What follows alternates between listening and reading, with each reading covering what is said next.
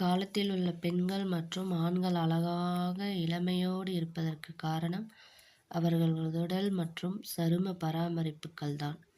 அவர்கள் பராமரிப்பதற்கு பயன்படுத்திய பொருட்களை பார்த்தால் சாதாரணமாக வீட்டிலிருக்கும் பொருட்கள்தான்.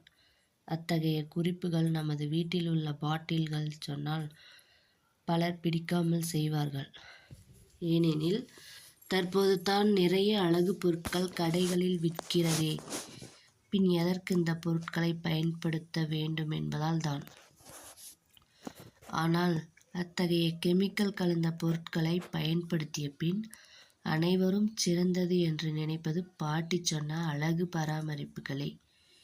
ஏனெனில் இந்த உலகில் சொன்னதை கேட்டு கொண்டு நடப்பவர்கள் குறைவே. அத்தகையவர்கள் பட்டுதான் திருந்துவார்கள் என்று சொல்வது இதில் உறுதியாகிவிட்டது. மேலும் தற்போது பலரும் கெமிக்கல் கலந்த பொருட்களை பயன்படுத்துவதை தவிர்த்து பாட்டிகள் சொல்லும் குறிப்புகளையே பின்பற்ற விரும்புகின்றனர்.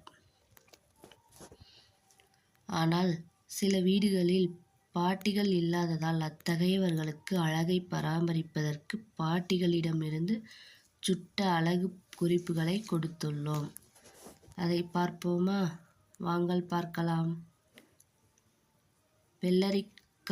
வெள்ளரிக்காயை கண்களில் சிறிது நேரம் வைத்து அமைதியாக உட்கார்ந்தால் கண்களில் இருக்கும் சோர்வு நீங்கி கருவளையங்களும் நீங்கிவிடும் என்று பாட்டிகள் சொல்வார்கள். எனவேதான் இப்போதும் அந்த ஒரு அழகு நிலையங்களுக்கு சென்றாலும் முகத்திற்கு பேஸ் மாஸ்க் போட்ட பின் கண்களுக்கு வெள்ளரிக்காய் துண்டுகளை வைக்கின்றனர். முகத்தை கழுவுதல். முகத்தை தினமும் 3 முதல் 4 முறை குளிர்ந்த நீரில் கழுவ வேண்டும். இதனால் முகத்தில் உள்ள அழுக்குகள் நீங்கி முகம் பொலிவாக இருக்கும். ஆவி பிடித்தல். ஆரம்ப காலத்தில் ஸ்க்ரப் மற்றும் அழகுக்கு என்ற சிகிச்சைகள் இருக்காது. ஆகவே அப்போது பெண்கள் ஆவி பிடித்துதான் அழகை பராமரித்து வந்தார்கள். எனவே முகத்தில் உள்ள பருக்களை போக்குவதற்கு ஆவி பிடித்தால் பருக்கள் வராமல் தடுக்கலாம். பழங்கள். கடைகளில் விற்கும் பேஸ் மாஸ்க்குகளை போடுவதற்கு பதிலாக பழங்களை வைத்து மாஸ்க் போட்டால் அதில் உள்ள சத்துக்கள் முகத்தை பளிச்சென்று பொலிவுற வைக்கும். அதிலும் மாம்பழம், பப்பாளி, எலுமிச்சை, திராட்சை, ஸ்ட்ராபெர்ரி போன்றவற்றை மாஸ்க் போடுவதற்கு மிகவும் சிறந்த பழங்கள். முடி மசாஜ். தேங்காய் எண்ணெய் வெதுவெதுப்பான சூடேற்றி தலைக்கு தடவி நன்கு 20 நிமிடம் மசாஜ் செய்து 30 நிமிடம் ஊற வைத்து குளித்தால் முடி வளர்ச்சி அதிகரிப்பதோடு அடர்த்தியாகவும் வளரும். குறிப்பாக இரவில் தலைக்கு மசாஜ் செய்துவிட்டு காலையில் குளிப்பது நல்ல பலனை தரும்.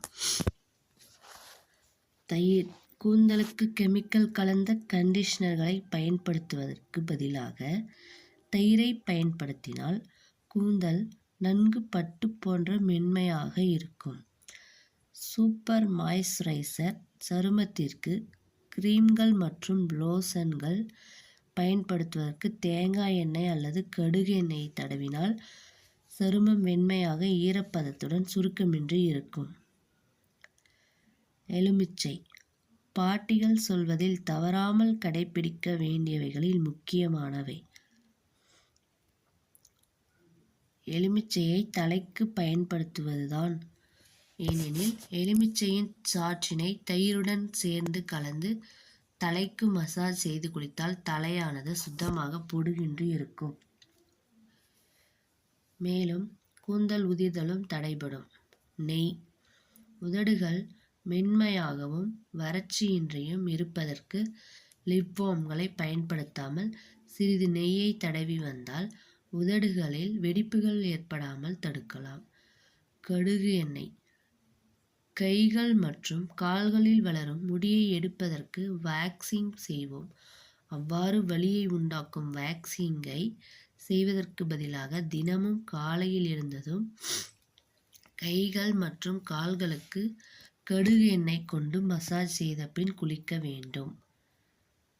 இதனை தொடர்ந்து தினமும் செய்து வந்தால் கைகள் மென்மையாக முடியின்றி இருக்கும். இதனால்தான் நமது பாட்டிகளின் கைகள் மற்றும் கால்களில் முடி இல்லாமல் இன்றும் இளமை மாறாத தோற்றத்தில் காணப்படுகின்றனர்.